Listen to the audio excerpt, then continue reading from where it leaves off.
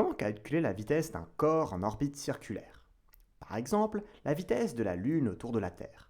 Le tout en fonction du rayon R, de la masse grand M du grand corps et peut-être de la masse petit m du satellite. Pour ce calcul, on a besoin de la force gravitationnelle Fg qui attire nos deux corps, avec une norme de Fg égale gmm sur r carré, g est une constante. On a aussi besoin du repère de Freinet. C'est un repère mobile.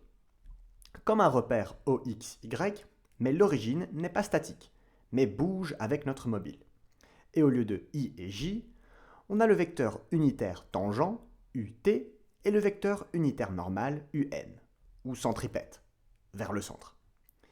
UN est perpendiculaire à UT.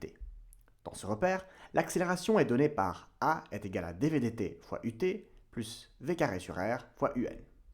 De plus, la force gravitationnelle est toujours vers le centre, elle est centripète. On peut écrire Fg en vecteur égale norme de Fg fois UN. On applique Newton 2. Sigma F, somme des forces, est égale à la masse fois l'accélération. On sait que sigma F est égal à Fg est égal à norme de Fg fois UN, et on substitue l'accélération de Freinet. Donc, ma égale m fois dvdt/ut plus v carré sur r fois UN. On a donc ça. On distribue la masse petit m. Du côté gauche, on a une composante sur UN. Du côté droit, une sur UN et une sur UT. Mais les deux sont égaux, donc la composante sur UT doit être nulle.